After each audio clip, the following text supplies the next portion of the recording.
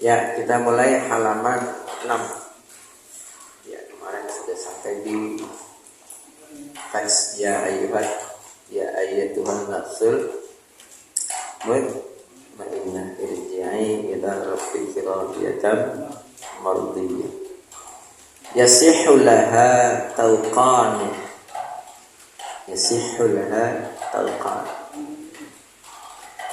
Wa yazulu anha syarruha wa la tata'alqu bi syai'in minal makhluqati yasihu nasabuha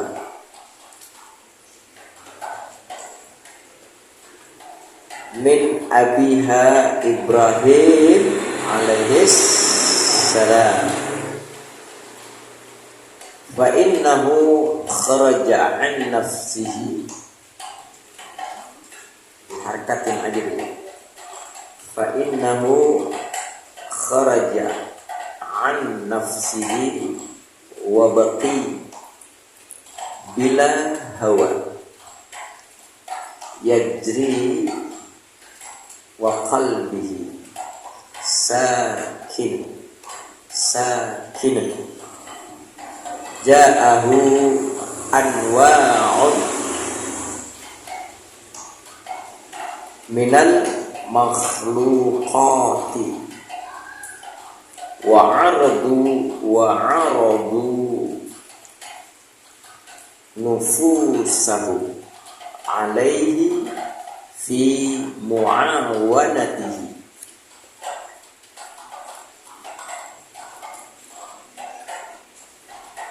wa huwa yaqulu la uridu ma'unatakum alaihi la uridu ma'unatakum ilmuhu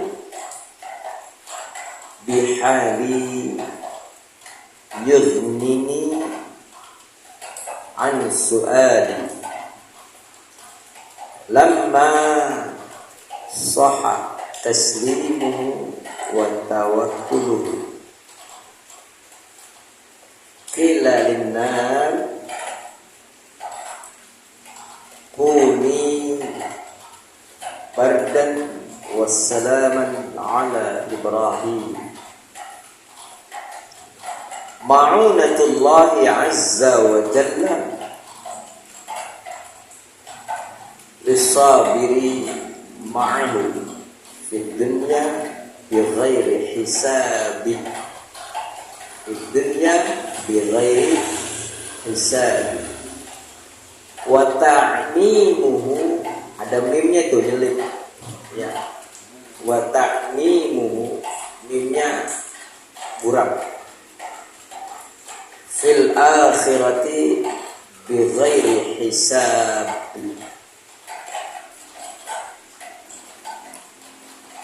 Qala Allah Ta'ala innama yuwaffas sabiruna ajrahum bi ghairi hisab la yakhfa 'ala Allah syai'un la yakhfa 'ala Allah syai'un bi'ainihi ma yatahmalul mutahammiluna ma yatahmalul mutahammiluna min ajlihi isbiru ma'ahu sa'atan isbiru ma'ahu sa'atan wa qad ra'aytum lutfahu wa in'amahu sinina as-saja'atu sabru sa'atin innallaha ma'as sabirin. Ya, sederhana ya. Sekarang kita lihat, kita pahami makna kehidupan sehari-hari kita. Jadi ini kisah bagaimana seorang Nabi Ibrahim alaihissalam. Ya. Di Nabi Ibrahim itu disebut bapaknya tauhid, bapak tauhid seluruh para nabi adalah Nabiullah Ibrahim alaihissalam. Perbaiki hubungan kita kepada Allah. Ini tulisannya ya. Ya Pak Haji ya. Perbaiki hubungan kita kepada Allah Subhanahu. Itu tulisan. Kita tidak usah menuntut siapapun untuk berbuat baik kepada kita. Jangan. Kita saja sendiri yang terus berbuat baik kepada siapa saja. Perkara orang lain mau membalas kita, nggak ada urusan sama kita. Jangan pernah kita kebaikan ini dibalas oleh kebaikan dari manusia. Nanti sakit hati. Gitu ya. Terus aja berbuat baik, terus aja senyum, terus aja riang, terus aja gembira. Kalau badan ini dari ujung rambut sampai ujung jempol isinya riang, gembira, hati senang, maka semesta yang ada di sekitar kita itu akan mendukung kesehatan kita. Semesta yang ada di sekitar kita akan mendukung kebahagiaan kita. Orang yang sudah terus menyerang kebaikan-kebaikan kepada siapa saja, maka semesta di sekitarnya akan positif. Rumah jadi bagus auranya. Betul Pak. Kenapa rumah kita nggak enak? Emang kita marah-marah mulu di rumah. Di rumah tuh anyep bawaan. Ya Pak ya. Jangan, di rumah itu nggak boleh ada penampakan wajah kita yang nggak enak. Jangan, jelek itu rumah. Jangan. Itu namanya yasihulaha tauqah. Kan kalau nggak dijelasin bingung kan? Jadi jangan ya, pokoknya keluar rumah udah dalam keadaan berseri seperti matahari. Begitu pagi hari dia muncul, dia menyinari siapa saja. Mantap gak tuh? Makanya kita salawatan tuh. Apa salawatannya? Ya Nabi ya. Anta syamsun, anta bad, anta nurun. Engkau cahaya matahari, engkau juga cahaya bulan.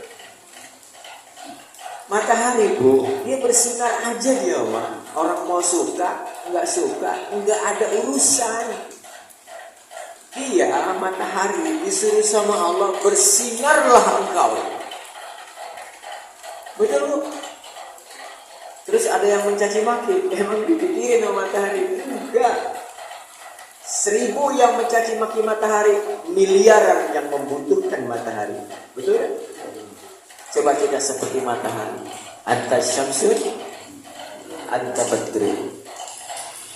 Tiba-tiba bumi sejuk, adem katanya. Bukan matahari redup, dia terhalang oleh awan dan udara. Dia tetap bersinar nggak? Tetap. Kadang Pak, Bu, hidup kita juga terhalang Bu oleh awan hitam bernama mendung. Ya, lihat mata berlinang. Bentar lagi ngecas nggak air matanya? Kenapa? Nggak apa-apa, nangis aja udah. Jangan ditahan-tahan. Hidup mah begitu Pak. Jadi orang yang hebat, orang yang belajar kepada semesta. Lihatlah alam semesta ini, begitu harmonis dia. Lihatlah alam semesta ini, penuh cinta kasih dia. Lihatlah alam semesta ini penuh dengan perhatian.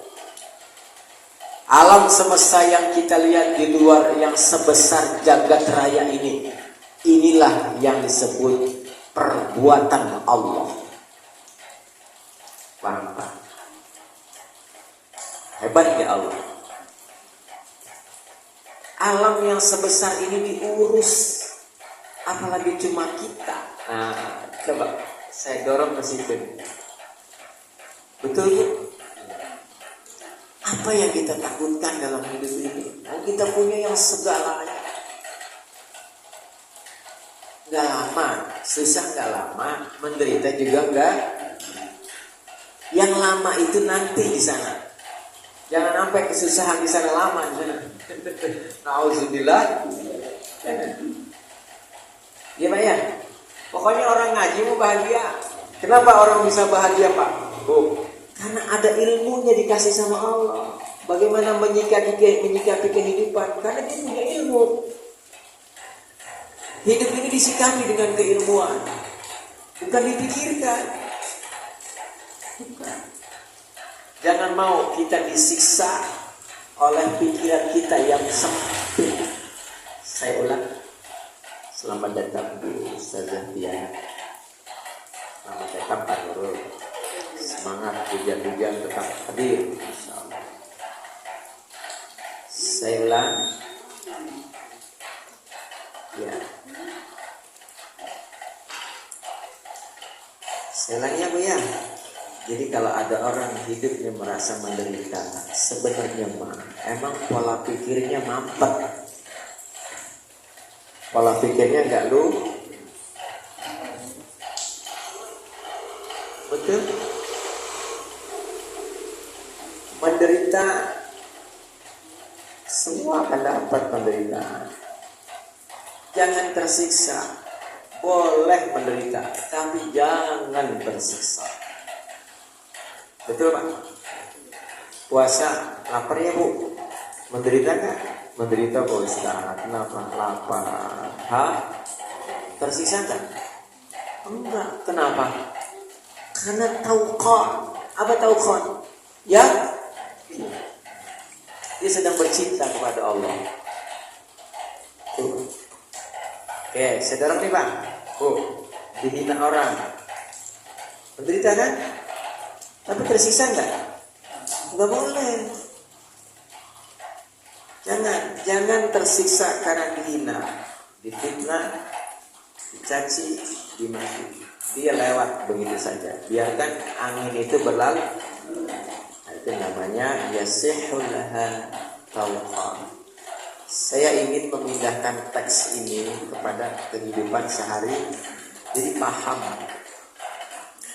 Berikutnya wa yazulu anha syarruha wala tata'allaq bisyai'in minal makhluq. Dan tatkala diberikan oleh Allah sedikit saja kekuatan, dia akan menjadikan kekuatan itu mengalahkan kejahatan nafsunya. Itu Bu. Jadi dikasih oleh Allah ilmu untuk mengalahkan hawa nafsunya, bukan untuk menyombongkan diri. Ilmu dikasih sama Allah untuk mengalahkan hawa nafsu.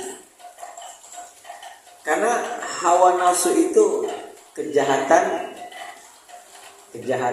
dan apapun yang namanya hawa nafsu itu pasti cenderungnya nanti dia akan jahat. Awalnya doang kelihatan bagus, tapi dia bersembunyi di balik awas hawa nafsu. Ya, jadi wala tata'allaqu bisyai'in minal makhluqat. Jadi jangan pernah kita menjadikan segala sesuatu yang bernama makhluk kita menjadi melekat kepada makhluk. Belajar ya, sama-sama ya Pak Bu. Jangan melekat kepada apapun. Coba dikoreksi masing-masing. Kita melekatnya sama apa Pak? Kalau yang melekat itu nggak ada, runyap nggak gitu? Betul nggak Pak? Coba dievaluasi. Kita evaluasi diri kita masih.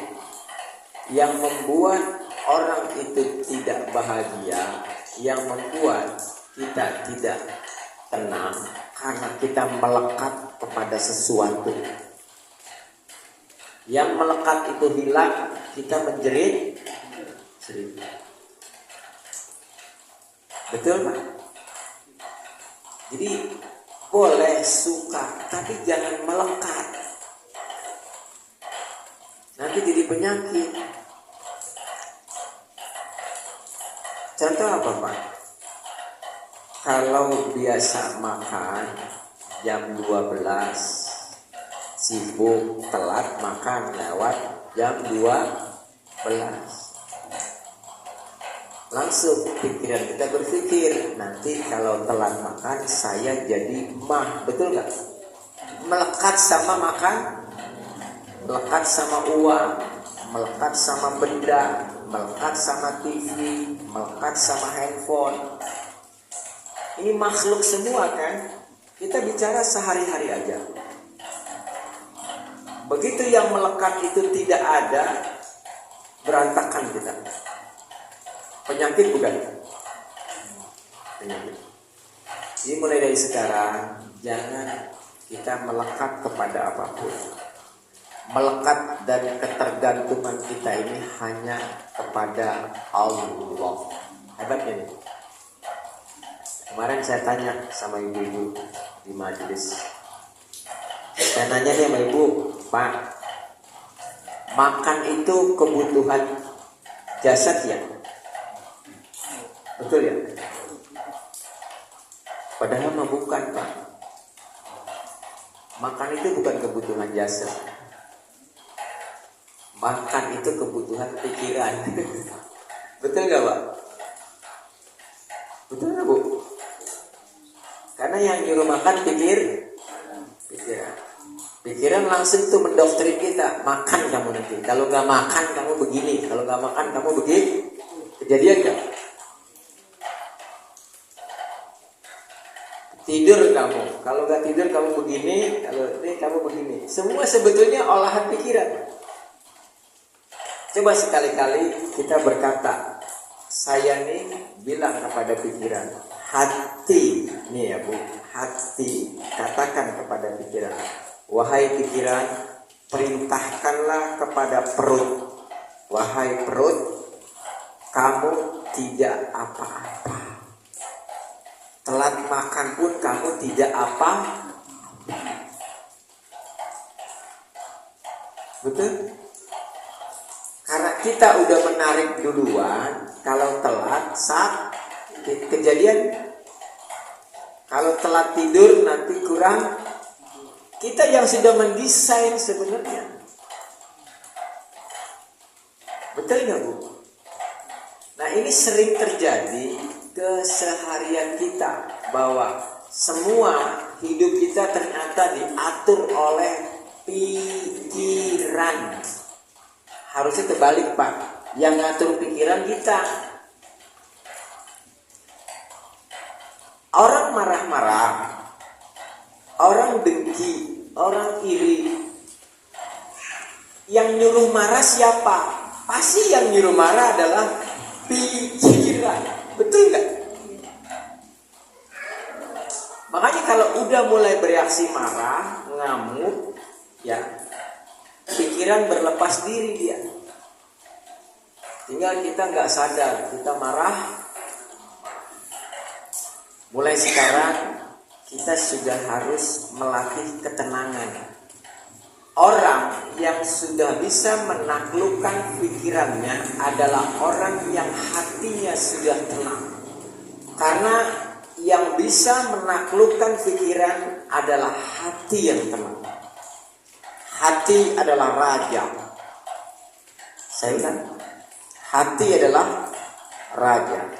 Pikiran adalah panglimanya.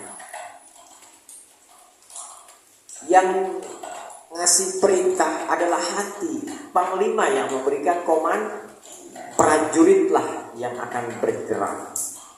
Perhatikan Pak, presiden adalah pimpinan tertinggi. Presiden punya panglima ABRI.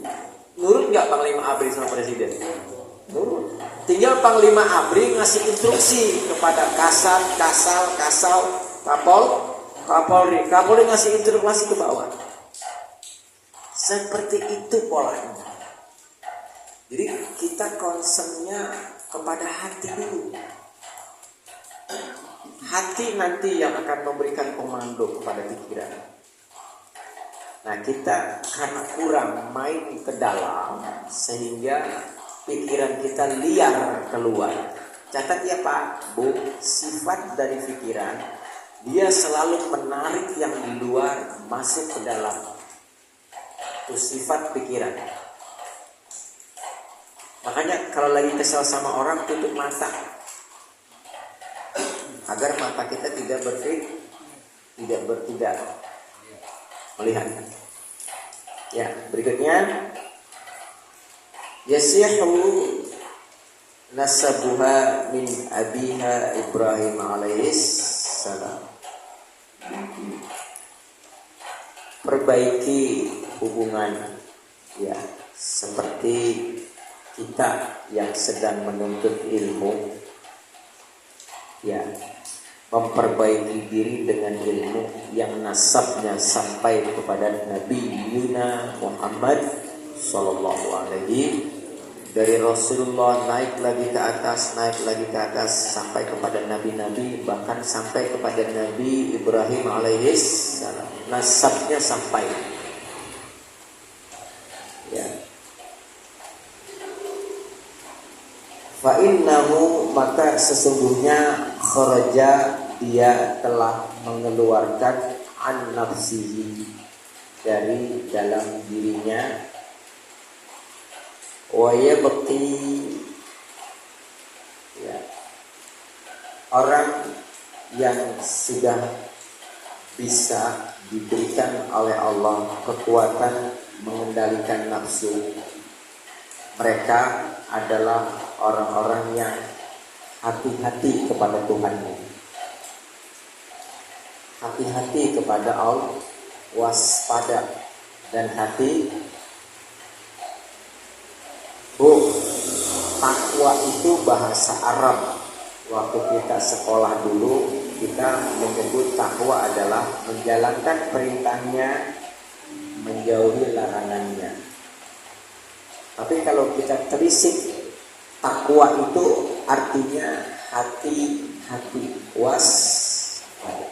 Begini Bu, saya jelaskan. Saya kepada istri, saya kepada anak, saya kepada tetangga, saya kepada bapak-bapak semua yang ada di sini. Saya kudu hati-hati Pak, jangan melukai istri saya. Saya kudu hati-hati kepada anak saya, jangan luka anak saya. Nanti melebar, saya kudu hati-hati sama tetangga, jangan melukai hati tetangga. Belajar dari yang nampak dulu ya Bu. Ibu juga sama suami, hati-hati. Saya ulang. Hati-hati kepada suami, mulut ini, pikiran ini, jangan keluar yang jelek-jelek. Nanti ada kejadian yang gak bagus. Ya, mulut ini dikendalikan oleh pikiran.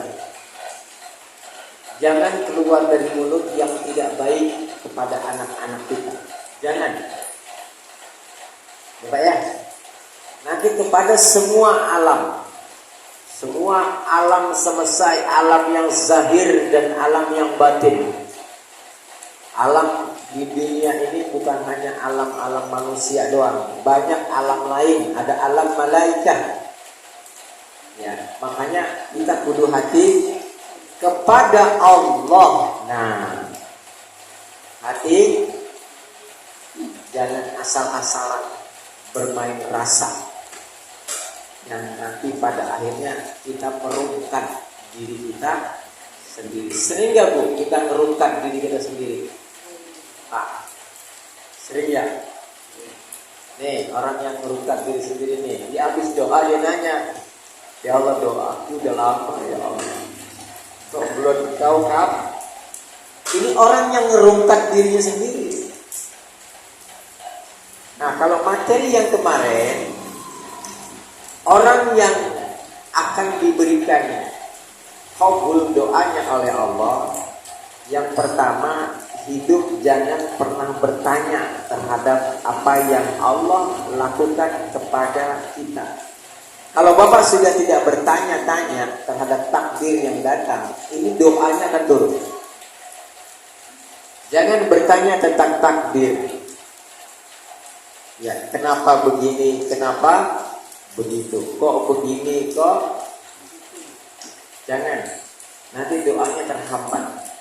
Ya Allah, jadi gimana Pak Ustaz? Gampang caranya, ya Allah, apapun yang Kau berikan kepadaku, aku senang. Gitu ya Pak? Bisa ya Bu? Bisa. Lanjut. Kalau orang yang sudah bisa mengeluarkan hawa nafsunya, artinya dia sudah bisa menundukkan nafsunya. Pertama, dia akan berhati-hati dalam menjalani kehidupannya. Hati-hati dengan mata, hati-hati dengan telinga, hati-hati dengan pikiran. Caranya adalah bila hawa, dia harus membantai keinginan. Keinginan inilah yang menjadi penyebab kita hidup penuh dengan penderitaan.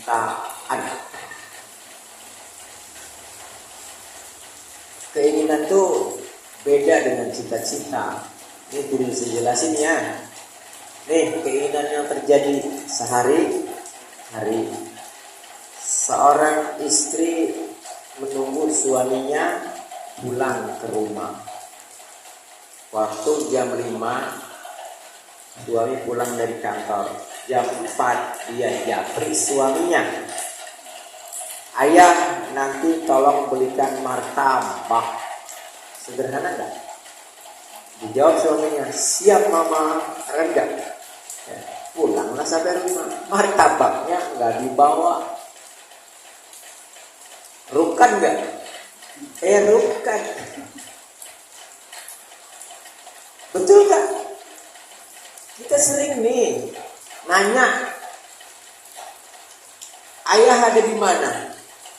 Kita jawab salah, enggak dijawab salah. Kita mau jujur nanti salah, enggak jujur juga. Banyak enggak kejadian begitu? Betul Pak? Betul enggak? Kita hampir rata-rata hidup berkutat pada hal-hal yang enggak penting sebenarnya. Sudah enggak penting dijadikan masalah. Hingga merusak keharmonisan. Minta aja, ayah belikan sesuatu, mama pengen sesuatu. Begitu pulang ternyata suaminya lupa, terus gak dibawain. Ya biasa aja, nggak usah kegoseran. Nggak bu kegoseran bu. Kebanyakan apa? Kegoseran nggak? Enggak sekali bu. Kegoserannya nggak dipikir, nggak di luar, tapi dipikir. Baru minta begitu aja beli, kagak beli, wah berutuh di dalam. Ini jadi penyakit. Ya, tolong mulai sekarang mengurangi semua apapun yang bernama keinginan. Hampir rata-rata keributan demi keributan urusan rumah tangga, perkaranya nggak penting. Coba nih analisa. Perkara-perkara cemen jadi ribut dan gak penting. Paling yang diomong apa? Harga diriku. Berapa harganya? Aku direndahkan. Aku tidak diorangin. Apa lagi tuh? Bahasa-bahasa begitu tuh. Aku nggak terima. Ini nama baikku. Yang punya nama baik. Jangan ya. Mulai sekarang malos aja udah. Daripada ini umur makin tua, tulang makin retak, saraf makin rentak, tulang makin kulit makin kering. Ingat, catat. Walaupun tulang kita sudah rentak, saraf kita sudah melemah, kulit sudah mulai keriput, kalau spiritual kita aktif, tidak akan pengaruh. Yang membuat orang sehat bukan fisiknya yang sehat. Fisik ini tergantung bagaimana spiritnya. Betul? Buat apa fisiknya bagus, spiritnya bobrok? Rusak dia. Nanti akan datang akan tiba masanya yang orang yang menanam keburukan-keburukan akan panen keburukan-keburukannya. Akan ada tibanya. Akan ada waktu, tunggu saja ya. Semua amal perbuatan manusia akan ditampakkan Allah saat akhir kematian nanti pun ditampakkan ya. Mudah-mudahan kita adalah orang-orang yang ditampakkan oleh Allah taman-taman bunga-bunga indah serta sungai-sungai yang indah saat kematian dan jadi tidak menyeramkan. Berikutnya, yajri wa qalbihi sakin. Dia hidup dalam keadaan menuju hatinya. Orang yang hidup dalam perjalanan menuju hatinya, orang ini sakinun. Apa bu sakinun? Damai. Makanya ada rumah tangga sakinah. Rumah tangga yang damai, tenang, harmonis. Jadi kalau ibu mau damai, mau tenang, mau harmonis, mulai sekarang sudah mulai melakukan perjalanan ke dalam. Sudah mulai melakukan mengoreksi hati, sudah mulai mengeluarkan semua kotoran-kotoran di dalam hati. Berikutnya, ja'ahu anwa'un minal makhluqat. Dia telah datang dari berbagai macam apa yang telah Allah ciptakan. Pada akhirnya, maksudnya begini, pada akhirnya Allah juga yang akan mendatangkan semua apa yang kita butuhkan melalui makhluk-makhluknya. Jadi gak usah takut sama hidup, gak usah takut. Terus aja jalani hidup, terus aja berjuang, terus aja bekerja keras. Gak usah banyak mikir, masak-masak aja, ke pasar aja, belanja aja. Terus yang urusan yang kita kerjakan, terus kerjakan, jangan banyak berpikir. Ini namanya anwa'um minal makhluqat. Berikutnya wa'aradu nufusahum. Nanti pada akhirnya penyangkalan yang ada dalam diri kita juga terlepas. Keluh kesah tidak ada lagi kalau kita sibuk. Orang kalau sibuk nggak bisa disantet, bu. Pak, orang yang kena santet itu orang yang nggak sibuk. Orang yang kena penyakit ain, orang yang kena penyakit hasid dari si penghasut. Kenapa? Orang ini banyak ngelamun, banyak bengong, gak ada kegiatan, pikirannya nganggur, fisiknya nganggur, ototnya nganggur. Orang yang seperti ini gampang kena santet, artinya orang seperti ini gampang kena hasut. Jadi agar kita tidak kena problem kehidupan orang lain, sibuk sesibuk sibuk. Jangan ada celah kita untuk bengong. Nanti pikiran jalan nggak jelas. Nauzubillah. Bahkan saya menganalogikan pikiran itu setan, Bro. Coba kita baca. A'udzubillahi minasyaitonirrajim. Diterjemah. Aku berlindung kepada Allah dari godaan setan yang terkutuk. Begitu ya? Coba. Ya Allah, lindungi aku dari pikiran-pikiran jahat yang ada di kepalaku yang akan merajam hidupku.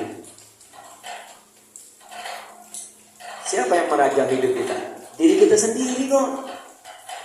Orang lain bisa nggak memberikan kebahagiaan kepada kita? Pak, nggak bisa. Andai kan ada, nggak lama. Orang lain bisa nggak merusak kebahagiaan kita?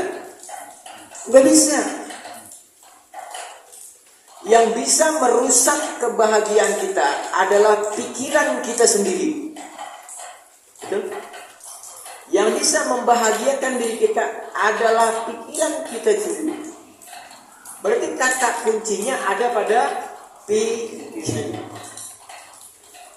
Ya Bapak Ibu yang dimuliakan Allah. Insyaallah mudah-mudahan. Lanjut. Orang yang sudah bisa mengeluarkan semua penyangkalan-penyangkalan dalam hidup ini dalam dirinya, orang ini udah bisa mendapatkan mu'awanati, diturunkan banyak pertolongan oleh Allah. Amin ya rabbal. Wa huwa yaqul, ya. Jadi kalau melihat teks aslinya, saat Ibrahim ini sedang diuji oleh Allah, itu bu maksudnya. Banyak yang datang kepada Ibrahim, makhluk-makhluk termasuk para malaikat. Mereka menawarkan pertolongan kepada Ibrahim alaihis salam. Bahkan malaikat menawarkan dirinya, wahai Ibrahim. Banyak kisah-kisah yang nanti akan dijelaskan di bab berikutnya. Apa yang dijawab oleh Nabi Ibrahim tatkala para malaikat menawarkan dirinya untuk menolong Ibrahim alaihis? Apa kata Ibrahim? La uridu ma'unatakum. Aku tidak membutuhkan pertolongan kalian. Padahal Nabi Ibrahim mau dibakar oleh Namrud. Ingat gak bu kisah Ibrahim? Ini yang kita ambil adalah betapa hebatnya Nabi Ibrahim, padahal kayu bakar sudah dinyalakan. Ibrahim tinggal dilemparkan. Kalau kita gimana bu dalam kondisi begitu? Ditawarkan malaikat, mau nggak kamu aku selamatkan? Kalau kita pasti mau ya pak ya. Kelasnya beda pak. Bu, kalau kita nih termasuk saya, udah hidup lagi susah, terjepit gitu ya, dihina, dikecilkan orang, direndahkan orang, dikejar-kejar buta, macam dah tuh, hancur-hancur lebur, babak belur, bonyok. Begitu ada orang yang datang menawarkan pertolongan, kita pasti mau. Kalau Ibrahim nggak mau. Apa kata Ibrahim? La uridu ma'unatakum. Aku tidak butuh bantuan kalian semua, wahai para malaikat. Malaikat loh bu, yang datang ke Ibrahim itu malah malaikat. Ilmuhu bijari yumni, ya. Pengetahuannya terhadap tajalliyatnya Allah, inilah yang membuat Ibrahim menjadi kuat. Dari setiap an su'ali, dari setiap ujian yang dideritanya. Itu lagi jawabannya.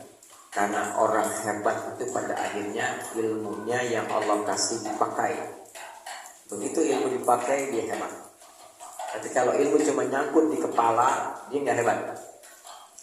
Lama sahat taslimuhu wa tawakkuluhu. Ya, tatkala keberserahan dirinya total kepada Allah dan tawakalnya kepada Allah itu sudah benar, baru Allah akan datang kepada Ibrahim dengan berkata, Qilan linnar. Apa kata Allah?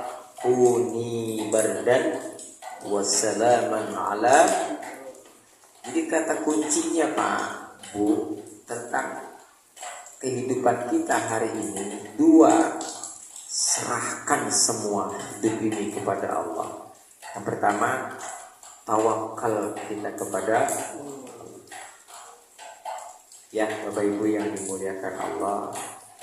Kita bisa kalau kita mau utuh total, gak usah berpikir hidup dari bangun tidur sampai tidur lagi, udah semua aku serahkan kepada Allah. Terus kita ngapain? Tetap kerja keras, tapi semua kita serahkan kepada Allah. Tetap ibadah, semua serahkan kepada Allah. Tetap berbuat baik, semua serahkan kepada Allah. Insya Allah, amin ya rabbal. Ya, ditutup dengan kalimat ma'unatullahu azza wa jalla, pertolongan Allah azza wa jalla akan datang lissabir, bagi orang yang sabar, ma'ahu, bersama Allah, di dunia ini bi ghairi hisab, tanpa perantara, tanpa perhitungan. Ditolong sama Allah, gak mungkin jadi tolong. Kita kadang-kadang banyak ngeluhnya sih, jadi pertolongan Allah itu datangnya jadi gak jadi lagi.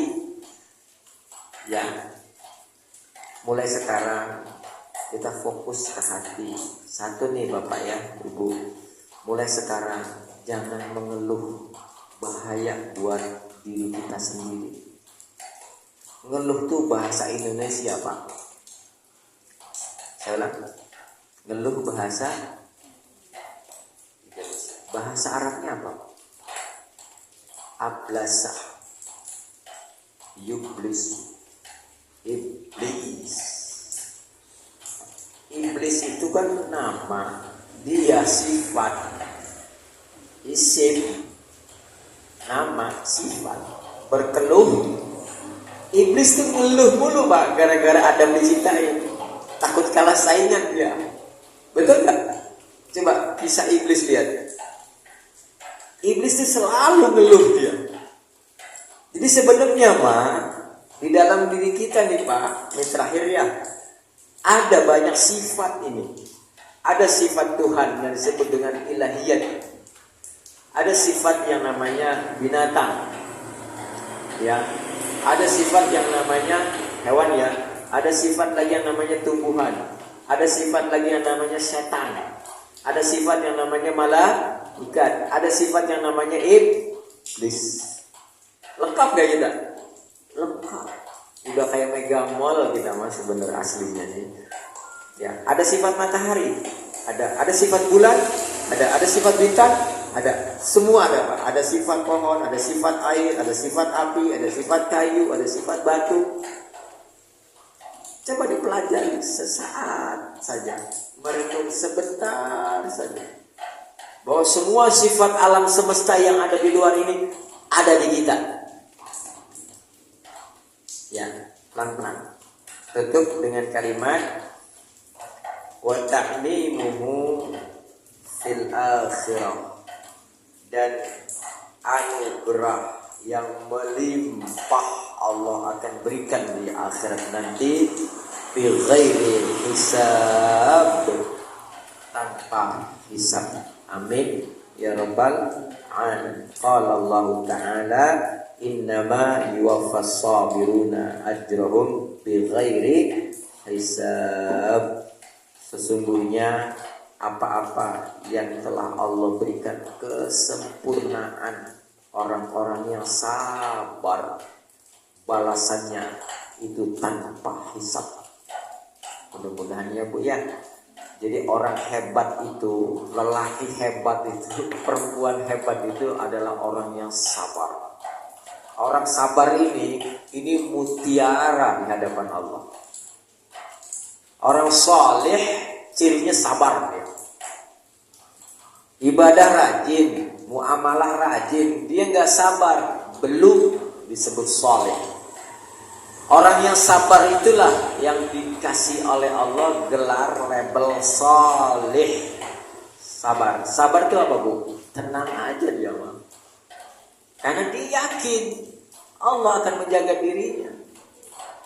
Dia yakin tidak ada yang bisa merusak dirinya. Dia yakin apapun hidup yang dia jalani itu sedetik bergeser, Allah yang bergeser. Mantap gak tuh Bu?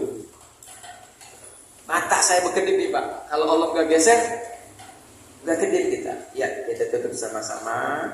Bapak Ibu yang dimuliakan Allah, cukup satu paragraf. Kita lanjut besok ya Pak Haji ya. Kita tutup sama-sama dengan Subhanaka Rabbi la ilaha illa anta astaghfiruka wa atubu ilaik. Saya mohon maaf lahir batin, usikum wa nafsi billah. Assalamualaikum warahmatullahi wabarakatuh. Ya Nabi